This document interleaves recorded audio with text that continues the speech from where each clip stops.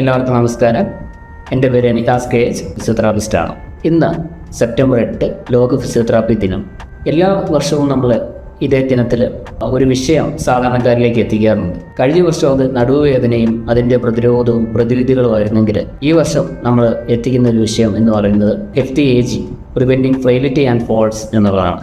ലളിതമായി പറയുകയാണെങ്കിൽ വാർദ്ധക്യത്തിലെ ബലഹീനതകളെയും വീഴ്ചകളെയും ഒക്കെ പ്രതിരോധിച്ചുകൊണ്ട് ആരോഗ്യപരമായ ഒരു വാർദ്ധക്യം, അതാണ് നമ്മൾ ഈ വിഷയത്തിലൂടെ ഉദ്ദേശിക്കുന്നത്. ഇപ്പോൾ ഈ വിഷയത്തിൻ്റെ ഒരു പ്രാധാന്യം എന്താണെന്ന് വെച്ചാൽ, മുൻ വർഷങ്ങളെ അപേക്ഷിച്ച് നമ്മുടെ ഇപ്പോൾ ജനസംഖ്യയിൽ പ്രായമായവരുടെ എണ്ണം വളരെയധികം കൂടുതലാണ്. ഇനിയും വരും വർഷങ്ങളിൽ ഇത് വീണ്ടും കൂടുതലാകാൻ സാധ്യതയെന്നാണ് പഠനങ്ങൾ നമുക്ക് മനസ്സിലാക്കി തരുന്നത്.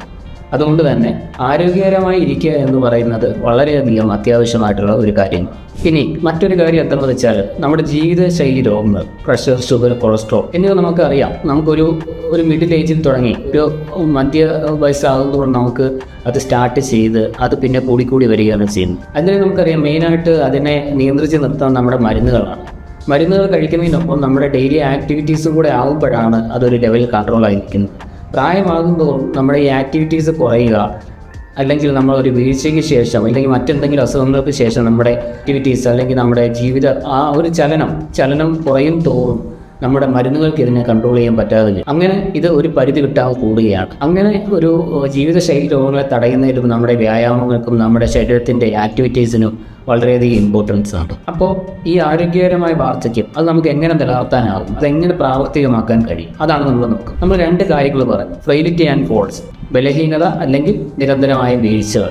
ഈ രണ്ട് കാര്യങ്ങളിലൂടെയാണ് നമുക്ക് പ്രായമാകുമ്പോൾ ഉണ്ടാകുന്നത്. അപ്പോൾ ഇവയെ നമുക്ക് തടഞ്ഞുകൊണ്ട് ഫലപ്രദമായിട്ട് നമുക്ക് ആരോഗ്യകരമായിട്ടുള്ള ഒരു വാർദ്ധക്യം നിലനിർത്താൻ കഴിയും. അപ്പോൾ നമുക്ക് ഇതിനുവേണ്ടി എന്തൊക്കെ കാര്യങ്ങൾ ചെയ്യാൻ സാധിക്കും? നമ്മുടെ പേശികൾ, മസിലുകളെ ബലപ്പെടുത്തുക, ആ സന്ധികളുടെ ജോയിൻസിൻ്റെ ആ ഒരു വഴക്കം അത് മെയിൻറ്റെയിൻ ചെയ്യുക, അത് മെച്ചപ്പെടുത്തുക. അതുപോലെ തന്നെ നമ്മുടെ ശ്വാസകോശത്തിൻ്റെയും ഹൃദയത്തിൻ്റെയും പ്രവർത്തനം മെച്ചപ്പെടുത്തുക. അതുപോലെ തന്നെ ബാലൻസ്, നമുക്കെല്ലാം അറിയാം വീഴ്ചയുടെ പ്രധാന കാരണം എന്ന് പറയുന്നത് ബാലൻസ് നഷ്ടപ്പെടുന്നതാണ്. അപ്പോൾ ബാലൻസിനെ മെച്ചപ്പെടുത്തുക. അതുപോലെ തന്നെ വേദനകൾ, ഏറ്റവും വലിയൊരു ബുദ്ധിമുട്ടായിട്ട് നമുക്ക് പ്രായമാകുമ്പോൾ വരുന്നതാണ് വേദനകൾ. അത് ദീർഘകാലമായിട്ടുള്ള വേദനകളാണെങ്കിലും ഈ അടുത്ത കാലത്ത് തുടങ്ങിയ വേദനകളാണെങ്കിലും അവയെ ലഘൂകരിച്ച് നിർത്താനുള്ള കാര്യങ്ങൾ ചെയ്യാം. ഓക്കെ, അപ്പോൾ നമ്മൾ ഇത് ഇങ്ങനെയൊക്കെ നമുക്ക് സാധ്യമാകും. ഇതൊരു ചിട്ടയായ വ്യായാമത്തിലൂടെ നമുക്ക് സാധ്യമാക്കി എടുക്കാൻ പറ്റുന്നത്. അതിന് നിങ്ങൾക്ക് ഒരു ഫിസിയോതെറാപ്പിസ്റ്റിൻ്റെ സഹായം അത്യാവശ്യമാണ്. അവർക്ക് നിങ്ങളുടെ പ്രായത്തിനനുസരിച്ച്, നിങ്ങളുടെ ആരോഗ്യത്തിനനുസരിച്ച് ചിട്ടയായ ഒരു വ്യായാമക്രമം പറഞ്ഞു തരാൻ സാധിക്കും. അതിനനുസരിച്ച് നമ്മളെ വ്യായാമങ്ങളെ കൂട്ടി കൊണ്ടുവരിക എന്നുള്ളതാണ് ഇതിൽ ചെയ്യേണ്ട ഏറ്റവും പ്രധാനപ്പെട്ട കാര്യം. നമ്മൾ ഈ വീഡിയോയിൽ അധികം വ്യായാമങ്ങൾ ചേർക്കുന്നില്ല, കാരണം വ്യായാമങ്ങൾ കൂടെ ചേർത്താൽ ഈ വീഡിയോ ഒത്തിരി വലുതായി പോകും.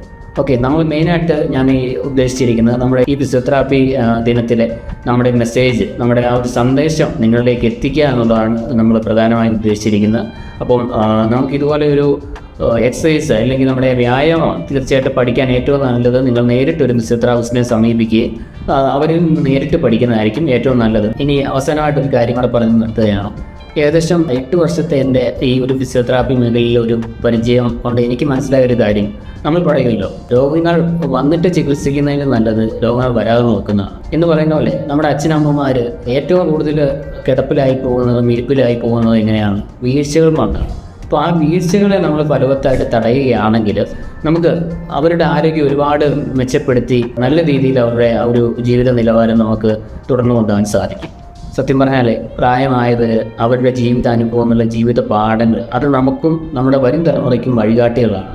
അതുകൊണ്ട് തന്നെ അവരെ ആരോഗ്യത്തോടെയും സ്വാതന്ത്ര്യത്തോടെയും ആത്മാഭിമാനത്തോടെയും നിലനിർത്തേണ്ടത് നമ്മുടെ ഓരോരുത്തരുടെയും കടമയാണ് എന്ന് വീണ്ടും ഞാൻ ഓർമ്മിപ്പിക്കുന്നു.